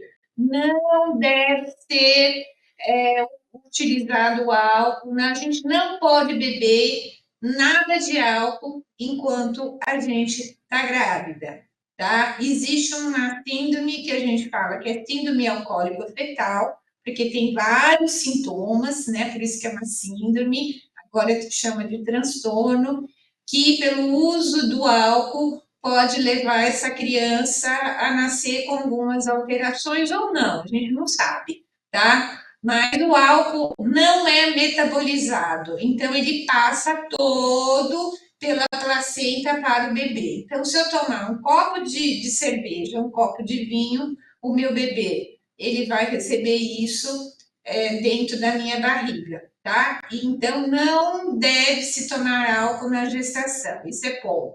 Aí também não sou eu que estou falando, é evidência científica, tá bom? Quando a gente está amamentando, também tem algumas drogas, né, alguns medicamentos que não podem ser usados. e álcool e outras também não, porque também passa pelo leite materno. Então, se tiver que tomar algum medicamento, procure um profissional da saúde. Tá? Passei no pronto-socorro, sei lá, tenho que tomar algum remédio porque eu estou com muita dor, fiquei com problema na coluna, preciso tomar um antibiótico, avisa o médico que você está amamentando e aí, se ele não souber, ele vai procurar aquele medicamento pode ser utilizado para a mulher que está amamentando, para a pessoa que está amamentando, tá? Agradeço novamente, doutora Tenê. Agora temos uma pergunta aqui para a Daniela. Então, Daniela, pensando então como nutricionista e pesquisadora do Programa Nacional de Alimentação Escolar, como você enxerga o fortalecimento intersetorial de promoção à alimentação para o desenvolvimento biopsicossocial de crianças da primeira infância?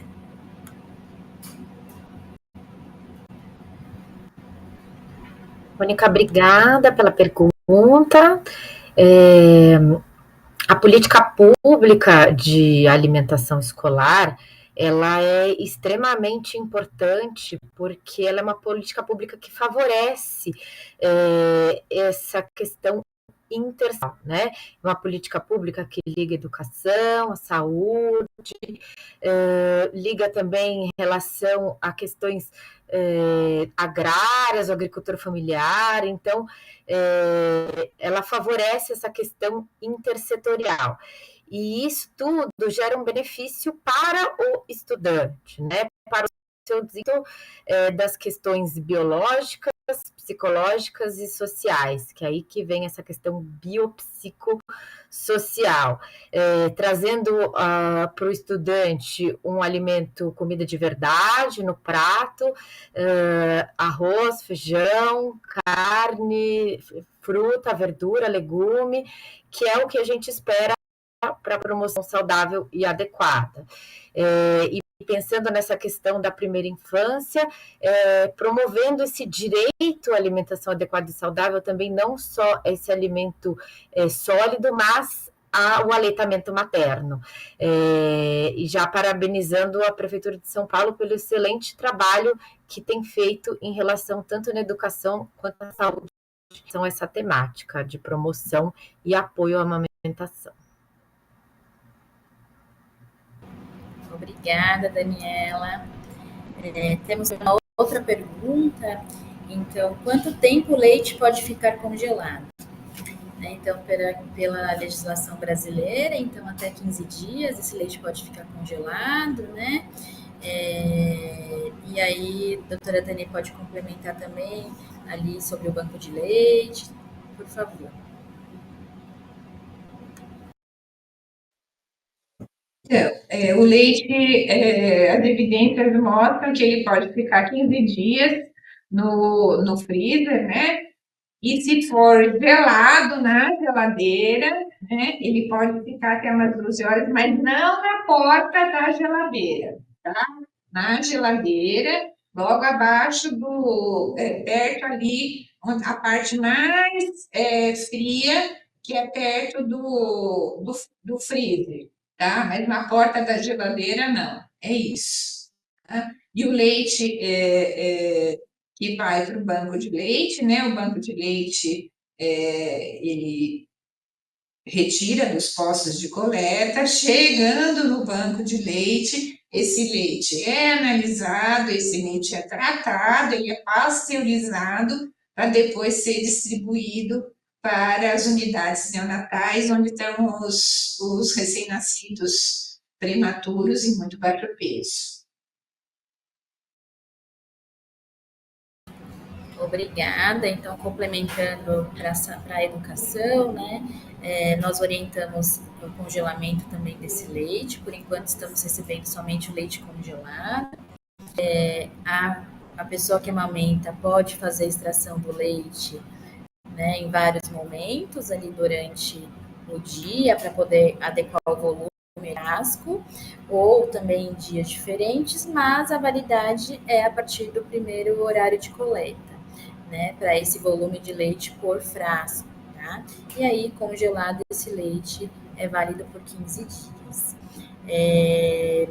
Temos uma pergunta, na verdade é uma complementação. Né, Rô? Por isso que é Perdão? importante etiquetar, né? Trata da primeira coleta, né?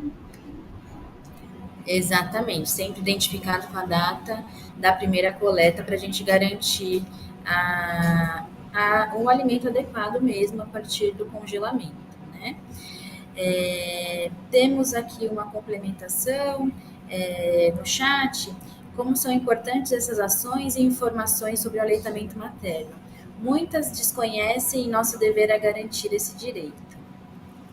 Obrigada por essa complementação. Temos uma outra pergunta. Então, boa tarde. Tenho uma dúvida quanto à questão orientativa às mães.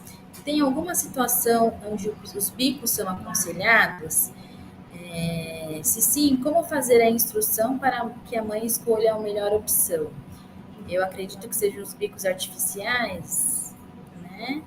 Essa pergunta acho que a doutora Tenei pode responder por gentileza, que ela tem essa intenção de saber se os bicos em alguma situação são aconselhados e se sim, como essa família é orientada, né, sobre o uso de bicos. Tem 3 situações onde a mulher não pode amamentar, quando ela tem HIV positivo, HTLV1 e HTLV2, tá? Então, são situações onde essa mulher, essa pessoa não pode amamentar o seu bebê. E nessas situações, sim, a fórmula láctea é preconizada, né, e disponibilizada no SUS. Aí, o melhor bico é o bico. Bom, se a gente está falando de bico, é sempre nessas situações, tá? São bicos ortodônticos, né? E o melhor bico é aquele que se adequa à faixa etária da criança. Então, é de 0 a 6 meses e depois de 6 a 12 meses, tá? Mas nessas situações restritas. A criança que recebe o leite materno por meio da extração, essa mãe extraiu e esse leite vai ser ofertado numa creche ou na própria casa, se ela deixar o bebê, ela vai trabalhar ou deixa com a avó, enfim, com alguém. Não é aconselhável o uso de bico. A gente sempre aconselha ofertar esse leite por meio de colher ou por meio do próprio copinho, né? Colocando o copo próximo do lábio inferior do bebê, onde ele vai fazer o movimento com a língua, como se fosse um cachorrinho, um gatinho tomando leitinho e água. Tá? Ele vai fazer um movimento com a língua, não é aconselhável o uso de bico artificial, tá bom?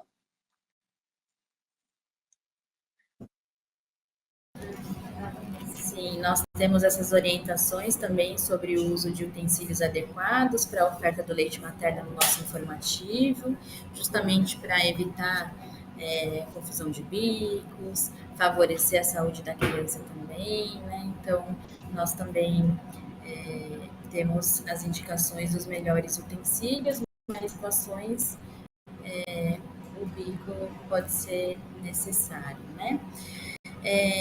Juliana Lúcio parabenizou o Sei Padre Pacômio, diz ser importante uma mudança de cultura em prol da ação, sobre essa iniciativa de tirar as mamadeiras e chupetas dos brinquedos. Ela gostaria de saber se a Prefeitura de São Paulo tem a intenção de fazer essa orientação para todos os seis. Eu vou responder essa pergunta. Então, nós estamos trazendo essa temática para reflexões nos territórios, nas nossas ações também, nas discussões com os técnicos, justamente para a gente entender, né, qual é a influência, né, desses brinquedos, então, que ali nas brincadeiras as crianças aprendem através, né, dos exemplos, das brincadeiras. Então nós estamos justamente discutindo em SME, junto com as pessoas, então estamos já fazendo as reflexões, mas até o momento a gente não tem ainda nada de SME para direcionar essa questão dos brinquedos com as mamadeiras e chupetas, mas provavelmente essa discussão vai render bons frutos e a gente com certeza vai colher esses frutos, acredito que em breve, né? Temos pouco tempo para responder as perguntas, então vou escolher algumas perguntas aqui, tá? Então, tem uma pergunta para a Vanessa, por gentileza.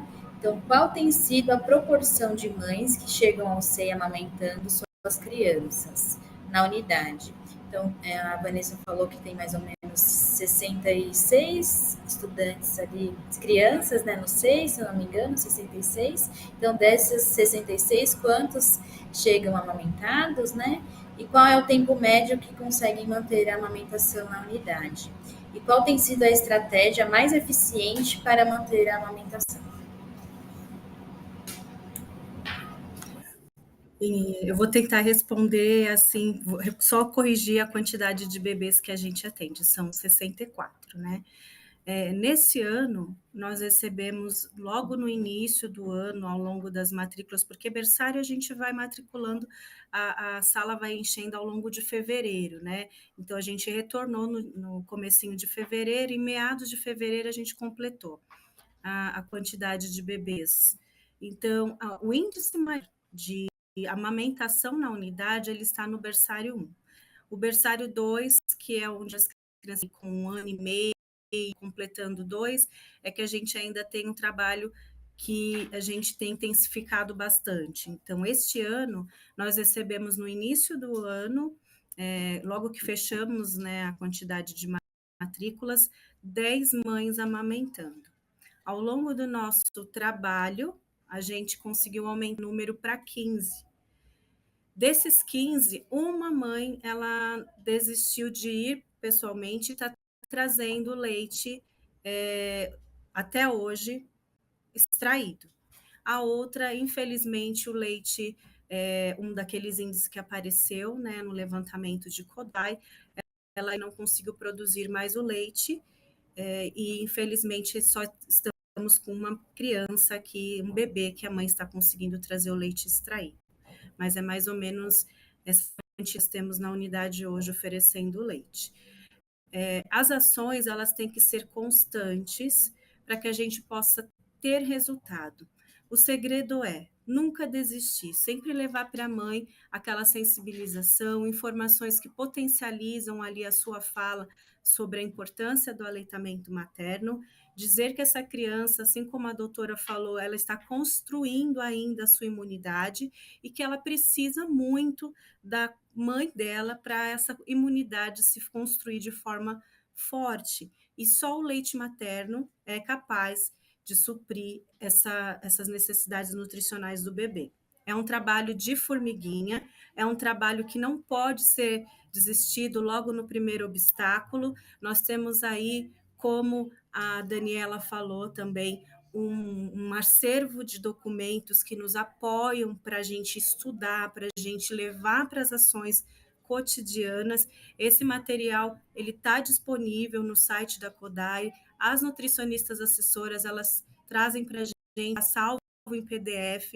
Então, não desistir logo no primeiro obstáculo. Esse material como base de apoio e fortalecer diariamente o diálogo com as famílias, o acolhimento e a mobilização.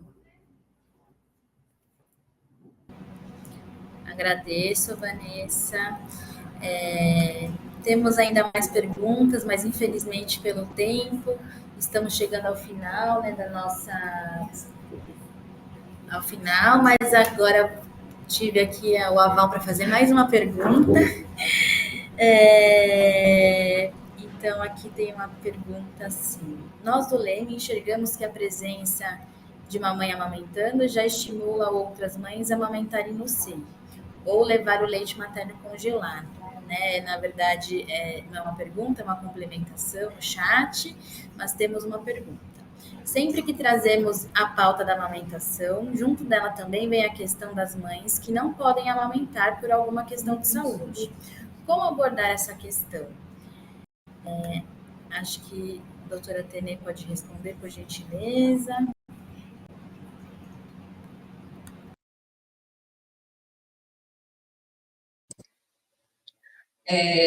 Então, tem situações, né? Eu citei 3, mas tem outras situações também, algumas mulheres e pessoas que estão usando certos medicamentos que também não podem amamentar. Acho que o nosso papel é sempre apoiar a família, essa mulher, essa pessoa, no sentido que ela não está amamentando porque ela tem um problema de saúde, né? Então, ela tá, não é que a gente tem que estar ali, também não vai culpar. Então, nosso papel, enquanto profissional de saúde, educação, enquanto rede de apoio, é não culpar esta pessoa porque ela não pode amamentar, né? E apoiar nesse sentido. Porque, como a gente falou aqui, existem questões culturais, existe uma cobrança da sociedade, tanto para amamentar, outros cobram que a mulher tem que ir para o mercado de trabalho, ela tem que produzir, enfim. Existem cobranças, a gente é cobrado a todo minuto, né? Tanto para um lado quanto para o outro. E o nosso papel é sempre apoiar com responsabilidade, com informações de qualidade, e falar: nós estamos aqui para te ajudar. Se você não pode amamentar, existe uma alternativa e a gente vai acompanhar o desenvolvimento do seu bebê para ver se está indo tudo bem, né, nas consultas de puericultura. É isso.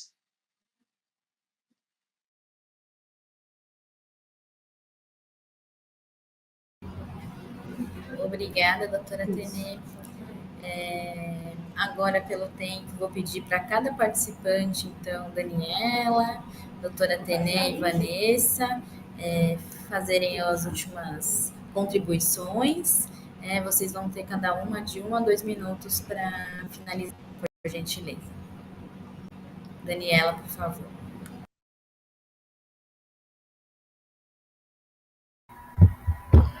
Bom, para finalizar, gostaria de agradecer a participação nessa mesa e gostaria de deixar um recado para as famílias e que a amamentação, como a gente tem discutido aqui nessa mesa ao longo dessa tarde, ela é muito importante para essa primeira infância do bebê.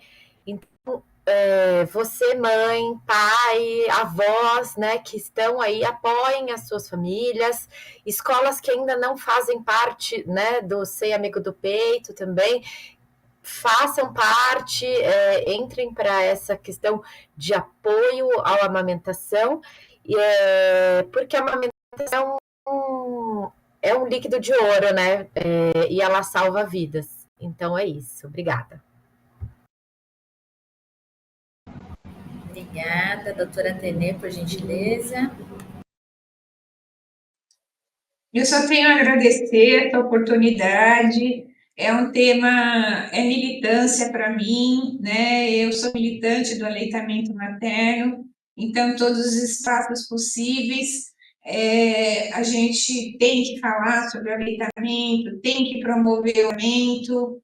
E eu acho que nós estamos aqui à disposição, a Secretaria Municipal da Saúde está à disposição para quaisquer dúvidas, situações, e para o trabalho conjunto e intersetorial voltado para a primeira infância. Então, é isso. Obrigada, doutora Tenê. Agora, Vanessa, por gentileza. Eu também quero agradecer, né, só tenho a agradecer por esse convite e por estar aqui compartilhando um pouco do relato das nossas ações e dizer para as outras unidades que é um trabalho muito lindo, isso faz parte da educação, a gente acolher um bebê que vai conseguir ali ter uma alimentação correta, uma alimentação, como disse a nutricionista Daniela, né, que é um líquido em ouro, ouro e líquido. Então, promover esse espaço dentro das unidades está na documentação, está aí prevista também na lei municipal, a gente tem que atender essa lei e, principalmente, né, visar aí a melhoria de saúde dos nossos bebês futuramente. Então, utilizem do material da rede, é um material muito rico. Esse informativo técnico, ele nos dá bastante subsídios para iniciar. Utilizem dele e deem o primeiro passo. A partir do momento que vocês receberem uma mãe dentro da unidade de vocês, que vai estar alimentando esse bebê da forma como tem que ser, com leite materno exclusivo até o 6º mês de idade, vocês vão ver que esse trabalho ele vai muito além de um processo educativo, ele vai chega a atingir ali a questão de saúde desse bebê e é prazeroso, gente. Eu agradeço novamente a oportunidade de compartilhar um pouquinho das ações que ocorrem no NUCEI Padre Pacômio Mas. Muito obrigada. Obrigada, meu agradecimento. Então, agradeço imensamente a presença e a participação dos convidados, de quem esteve online conosco. É muito importante, né, essa temática. Também me despeço de vocês com o coração cheio de gratidão por essa mesa tão rica e pelo compartilhamento. Com certeza, os desafios para ações intersetoriais são muitos. No entanto, podemos fortalecer as nossas práticas individuais em cada secretaria envolvida no cuidado integrado da primeira infância e também as práticas coletivas e as secretariais, para atingirmos as metas do Plano Municipal da Primeira Infância e garantirmos o melhor alimento para os nossos bebês e crianças, o leite materno. Juntos, realmente somos potentes. Obrigada por cada um de vocês. Lisete, para finalizar, por gentileza. Boa tarde. Bom, reforçar os agradecimentos da Mônica, a todas e todos que estiveram aqui conosco nessa mesa, que trabalhou muito bem esse tema, que é um tema, como a doutora Tânia colocou, é uma militância pessoal e também de política pública, e que foi bastante bem conduzido por todas as demais que participaram da mesa.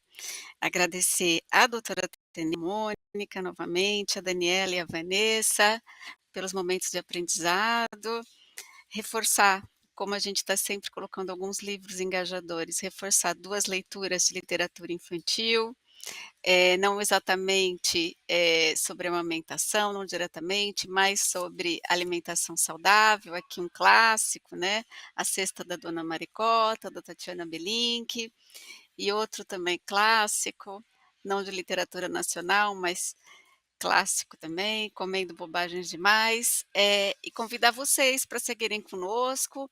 Amanhã tem mais uma mesa online sobre enfrentamento às vulnerabilidades e às violências, às 10h da manhã, está muito bacana. À tarde tem uma mesa, desculpa, uma oficina de leitura literária para criança também. E na quarta-feira a gente encerra a semana com o balanço e com uma mesa dedicada ao monitoramento e avaliação. Amanhã também ocorre uma ação de comitê regional, como está acontecendo outra na região norte de São Paulo. Foi um prazer estar aqui com vocês, obrigada mesmo, um abraço, até mais.